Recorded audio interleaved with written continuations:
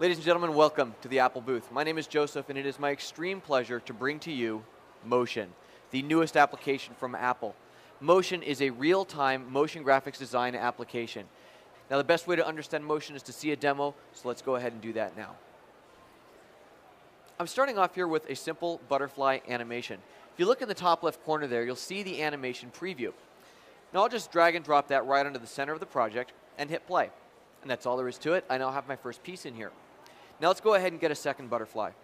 I'll take the same object, drop it on. I'm going to scale this butterfly down a little bit and offset its position on the timeline. So now I have two butterflies slightly out of sync with each other. Now I'm only going to focus on the first 100 frames or so of my project here. So let's go ahead and drag my out point here on the looping preview down to 100 frames. So now I'm only looking at the first 100 frames there. Great, let's go ahead and get a couple more butterflies in here. We'll take a third one up here, scale him down, and offset that one as well. And finally, I'll take one more off to the corner here, scale that, and offset it too. Great, so now we have 4 butterflies on the canvas. All of them are at different sizes, playing back at different times, so none of them look like they're actually the same file. Okay, now I want to start working on behaviors. If you look at this project, you'll see that you have a central butterfly and 3 little butterflies surrounding it. And what if you wanted to animate the 3 little butterflies flying around the big central one? Well, if you were working with keyframes, that would be quite a bit of work. But with behaviors, I'll show you just how easy this can be. First thing I need to do is select the central butterfly. Then under Add Behaviors, I choose Simulations, Vortex. And that applies a vortex command to that object. Now, everything else in the scene is being caught up in its vortex. You can see the other butterflies now swirling around it as if caught in a whirlpool. And if I want to make adjustments to those settings, I can simply bring up the dashboard and adjust the parameters of the vortex. For example, increase the drag coefficient on it so that the butterflies get pulled a little bit closer in towards the central one.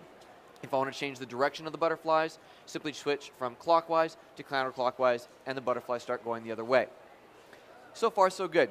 Now let's just say that you show this to the client loves it, but the client says, could you please have that center butterfly flying across the screen, but I really like the animation thing, so I want to make sure that you keep all that while the butterfly moves. And you're thinking, well, if I keyframe this, that would be a lot of work. But fortunately, I was using Motion, so all I have to do is add a new behavior onto that central butterfly. In this case, basic motion, throw. The throw allows me to literally throw that butterfly anywhere on the screen. You can see now how the butterfly is moving across the screen, and the central ones are just floating around him. In fact, if I want to change this to a different direction and speed up its velocity a bit, I can do that, and the vortex still applies to everything else in the environment. Did you notice that I never stopped playback? The entire time I was doing this, the project was playing. And that's just the fantastic real-time speed of Motion. I'm going to close this project out, create a new one, and start from scratch to build a proper promo. If you notice up in the window up here, I have 4 different video clips of various car shots. Let's go ahead and preview one of those. If I click on it here, you'll see the preview up in the top or left corner. And what I'm going to do is basically just select all of these and drag and drop them, not onto the canvas, but instead onto the miniature timeline. And when I do that, you'll notice I get a pop-up window allowing me to choose between a composite edit or a sequential edit, meaning that those video clips will be stacked on top of each other or back-to-back, head to tail. So let's go ahead and do a sequential edit and then click play. And this is essentially just what you would see in a video editing application. I have all 4 shots laying down head to tail on the timeline. Now, as you can see up here, the video does not match the size of the canvas. So let's go ahead and resize and reposition that. I'll just move that like so, grab the corner here and resize that clip just like that. This is meant to be a promo for television, so I need to get some text in here. So let's go ahead and get the text. I need to go up here to the tool palette and grab my text tool. With that selected, I can simply click on the canvas and type in what I want. So I'm going to type in coming up next.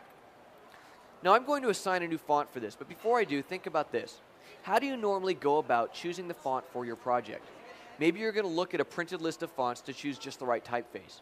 Or maybe you have a piece of software that shows you every font listed in its own typeface. You can see what that font looks like. Well, we think there's a better way. Within Motion, I can simply scrub through my list of fonts and preview every single one of these fonts directly on the canvas against the project as it's built and playing back in real time. Now I'm just going to go ahead and leave it at that serpentine font there, and I'll set that to oblique and change the size on that a little bit. As you can see, I can scale that however I like. Let's go ahead and make it a little bit smaller, just about like there. I'll take a basic motion throw, just the same thing you saw on the butterflies, and push that across the screen. And there it goes. Now what I want to do next is add a basic opacity ramp to this. I want to fade this in and then fade it out again. Now if you're used to working with keyframes, you know that you just grab the pen tool, click on the opacity ramp, and fade that in and back out. Pretty easy. But in Motion, it's even easier. Inside of Motion, I have the ability to add a behavior called the fade in, fade out. With that behavior applied to the text, I can simply click and drag on that behavior in my dashboard and have that fade in and fade out very quickly over time like that. And that's all there is to it. Now let's get some more text on here. Let's go ahead and grab the same font that I used before, but this time I will set it to a bold oblique. I'm also going to reposition that a little bit, just about there. And once again, I'm going to animate it. Now you've seen me animate the text before by going up to Add Behaviors and choosing the behaviors from here. But I can actually get to my behaviors a second way, and that's from the Library palette. Inside the Library palette, I have all my behaviors listed, and as you can see, there are 74 different behaviors in here. Now these behaviors are listed into subcategories, and if I click on my text animation subcategory, you see the specific behaviors that were designed for text. So let's go ahead and try some of these. I'll start with basic text tracking. Drop that on, and as you can see, the text is now tracking out over time. Now I'll try another behavior here. I'll take type on, drag and drop that one on. And now I have a combination of effects. The text is both being typed on and spreading out over time. And that was two different behaviors combined, and of course I can adjust the parameters of those. And then if I wanted to, I could take the combination of those behaviors and save them off as a separate single behavior. So I can add that to my projects later. And that's exactly what I'm going to do here, is load on a behavior that I saved before. So I'm going to go ahead and delete that type on, and from here I will select the text tracking and delete it as well. And then I'll go back to my file browser, onto the desktop, into my presets folder, and open up Type Slam. Type Slam is my own custom preset that I've just added on, and as you can see here, it's a much more dynamic effect. However, if you look at it closely, it just seems a little bit slow. I want to speed things up a little bit. Well, you'll notice on the timeline here that the effect itself is sitting on the timeline just like any other object. It's sitting there as Type Slam 2. Now, as that object sits on the timeline, that means that I can actually affect it like any other object on the timeline. So, for example, I can go in here and simply shorten it up a bit. So if I go and shorten that up to a quick 1 second, and then reset my out point, this time I've grabbed the playhead, I'm scrubbing it to where I want the out point to be, then hit a keyboard combination that assigns the new out point, and as soon as I let go of the mouse, playback starts up again. So now I have that Vintage Racers text playing back with that effect on it much more quickly, and if I want to soften that up a bit, I can simply increase the spread on here and give it a much nicer feel. Now I want to add some motion, throw that thing across the screen, so let's just do that with a basic behavior called throw. Throw that motion across the screen, and there we go. So now I have my coming up next text, fading in, fading out, and the Vintage Racers text popping onto the screen and then scrolling across. Now it's time to make it look really cool. And to do that, I'm going to use the particles. Let's go ahead into the library here. And from the library, I'll click on Particle Emitters, and as you can see, I have 120 emitters to choose from in here. That's 120 presets that you can work with, modify, enhance however you like. That's a pretty cool effect. Maybe this one will look good on this project. So let's just try it out. I'll simply drag and drop this onto the project, release it, and it starts playing back in real time. At this point, I decide, I don't really like that effect. I want to delete it. Well, no time lost there because I didn't have to render it. I'll just delete that, and it's gone. The piece that I do want to add, I've actually already saved off as a preset. So back to my file browser, onto the desktop here, you'll see I have something called Flying Slice. Let's just go ahead and add that Flying Slice onto my project, drag and drop it on there, and we can see exactly what that looks like. Now its position isn't quite right, so that's okay. That's easy to fix. I'll just grab that slice and reposition it how I like while it's playing. Now this particle emitter is simply a couple of simple little Photoshop files turned into particles and colorized inside of Motion. So now you want to know exactly how you create these on your own. You might think it's really complicated, but I'm going to show you right now just how easy it can be. Let's go ahead back to the file browser here. I'll click on my Pictures folder, and in the Pictures folder, I'll open up Mini Cars. The Mini Cars folder shows me a series of pictures. You'll also might notice that they're named sequentially. Car Small 1 through Car Small 30. Now Motion has the ability to take a sequentially numbered list of files and automatically turn them into a movie. With one click of the button, I have this movie now that has been assembled from those stills. And if you look at the top left corner, you'll see the preview of that movie. Now that movie on its own, or that animation on its own, isn't terribly useful. It's just a bunch of stills playing back at 30 frames per second. But that is going to be the basis for my particle generator. So let's go ahead and create that. Here's the movie. Drag and drop that right onto the project there. Play it from the top, and as you can see, the movie's simply playing back, as you would expect. However, if I click on Make Particles, suddenly that movie gets turned into a particle emitter. Now, this is just way too much going on, so let's isolate that. I'll solo it, and I'm also going to take the birth rate of those particles down a little bit. Let's get them down to a slightly more reasonable level here. A lot of people look at particles and they think of things like flames or smoke, and while that's really cool, it doesn't really necessarily apply to a lot of jobs that you might be doing. However, I'm going to show you how this crazy particle emitter can get turned into something very useful and very interesting for this project. So back to the emitter here. I'm going to unsolo that, so I'm back with the regular project, and I'm going to open up the layers palette for the first time. As you can see here, you have a full layers palette that gives you just another view of your project. So you have both a timeline and a layers palette, two different metaphors to work within.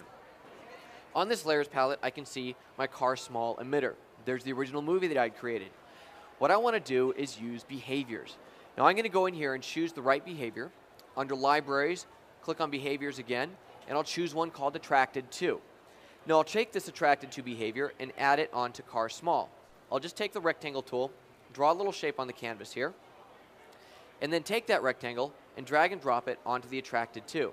And suddenly those particles are being attracted to that rectangle. Now I can actually grab that rectangle here and move it around the screen however I like. And then when I do that, you'll see the particles following it around. Now, as you can imagine, I can animate that square, have it fly around wherever I like, and that can be part of my movie. Or, if I want to, I could just hide that square. Let's just go ahead and do that, make it invisible, and still use that as the attractor for the particles to follow around. I'm going to change the emitter shape from a point to a line. So let's go ahead and pipe in the proper values. So there we have it, 360 to 360. It's across the entire width of the project. And then I'll change a few more values. I'll go down here to birth rate, and I'll set that to 1. And I'll set the life fairly low to 2. And then I'll change the life range to 1. And the speed, I'll finally set to 0. Let's turn the attractor back on. To do that, I simply grab the rectangle here, drop that onto the attracted to, and suddenly those particles are being generated and being attracted to that center particle piece, and it's looking great. The entire thing is on here in a single layer, so I'm going to go ahead and take that entire layer and reposition that using my properties palette here. Instead of typing in numbers, I can simply click and drag on the virtual sliders here to position that layer wherever I like it. Or, of course, I could click and drag on the canvas itself.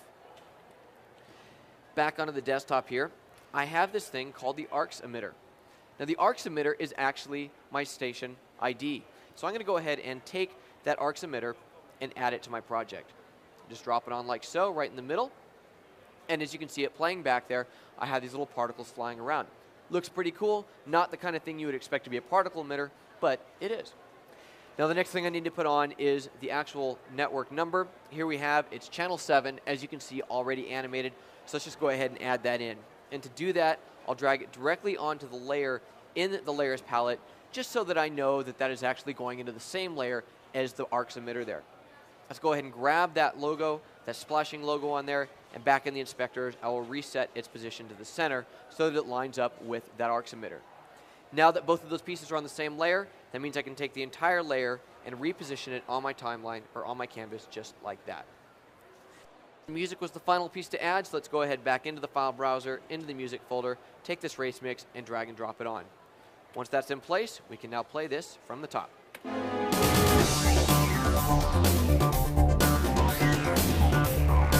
Ladies and gentlemen, that was Motion. Thank you very much for your time today. I hope you enjoyed the demo. Have a great day.